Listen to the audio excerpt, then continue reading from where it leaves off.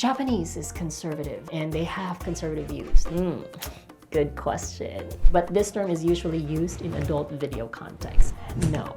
Haruna is truly a Japanese superstar. We existed even in ancient times.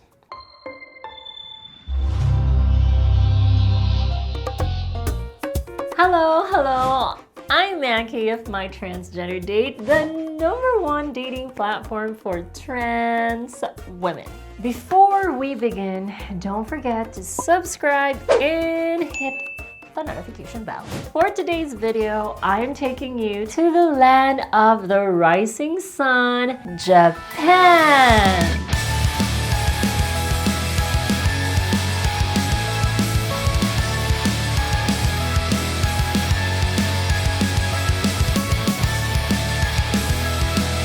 But before we dive into our topic, let me share a story that many of my fellow Filipino trans women can relate to.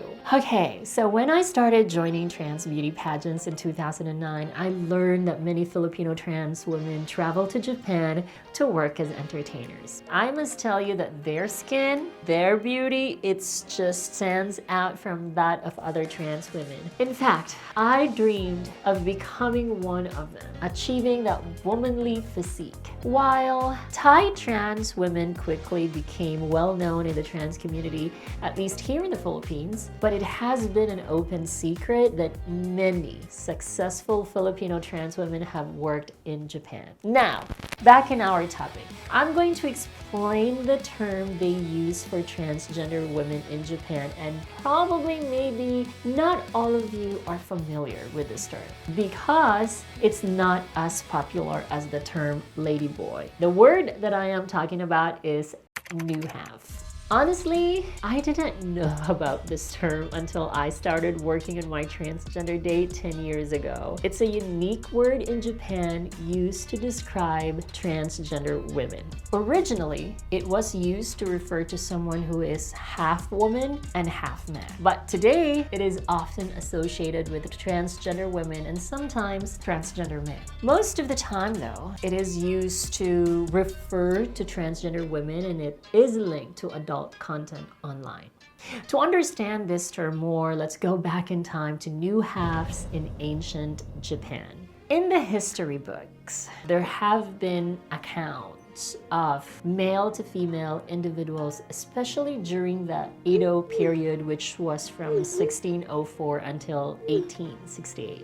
It was also around this time when Kabuki theater became very popular. Kabuki is a term used to describe men dressing up as women to perform in shows. This can be compared to today's modern day cross-dressing or drag performances. Male actors who play female roles in Kabuki are called onagata. One onagata who dressed up and behaved as a woman even outside the theater was Yoshizawa Ayami. It was also during the Edo period when trans masculine workers filled the red light districts of Yoshiwara. So, trans people are not unfamiliar with the Japanese culture or people. We existed even in ancient times. On a side note, not directly related to ancient times, but historically speaking, there is a Filipino movie depicting the lives of effeminate men entertaining Japanese soldiers during the Japanese occupation of the Philippines. They were called Markova. So, is it safe to use the word Newhalf now? Good question. The answer to that is no. The term may be acceptable if you're a Japanese transgender woman or someone who is from Japan. But nowadays, using this word is more derogatory than it is slang.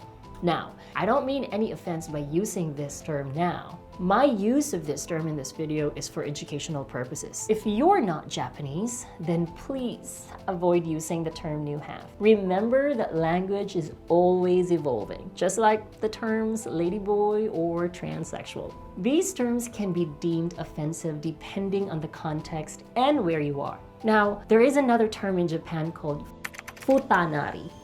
but this term is usually used in adult video context. In a literal sense, it means hermaphrodite, or someone who has both male and female sex organs. When you do a Google search for this word, you'll be flooded with mostly adult content. So please don't confuse this as a term that applies to trans women. Now that you know what Newhalf means, I'll be introducing you to some famous Newhalfs. Aya Kamikawa. Aya Kamikawa is the first openly trans person to be elected office in Japan. This is quite rare because there is still a stigma towards the LGBT community. So Aya Kamikawa's victory is a big milestone in Japanese history. Her platform revolves around women's rights, elderly care, children, handicapped individuals, and the LGBT community. Haruna. Her journey to stardom began when she won Miss International Queen 2009. Winning the pageant brought honor to her country, making her one of the most accepted trans celebrities in Japan. Since then, she's become a household name, from singing to modeling and being on TV. Haruna is truly a Japanese superstar. Annabel Yu.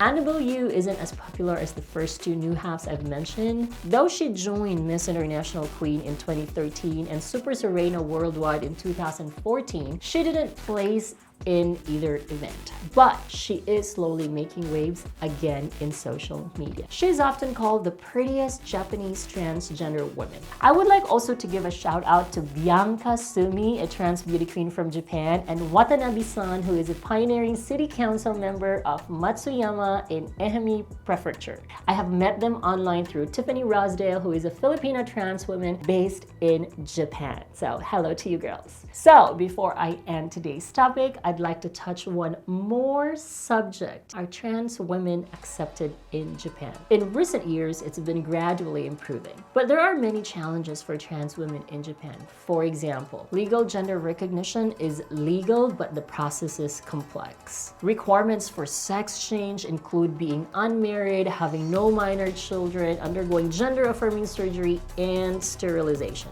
Just last year and earlier this year, there have been trans individuals, activists, and more people joining the cause saying that these requirements are unconstitutional. There's even been recent news that a transgender individual was allowed to change their gender marker without gender reassignment surgery. So that is an indication that Japan is headed towards change. When it comes to cultural and social acceptance, that also is quite complicated because Japanese is conservative and they have conservative views. There is still discrimination and lack of understanding towards Japanese trans people. So naturally, most Japanese trans women either are very low-key in their transition or live low-key lives. In more urban areas, there is a greater transgender visibility, especially in media, which greatly helps in the raising awareness and reducing stigma. That is why I love making this video, because here in My Transgender Date, we continue to make videos like this one. So having said that, I'd like to ask you to be part of that change by simply sharing this video to your friends and family,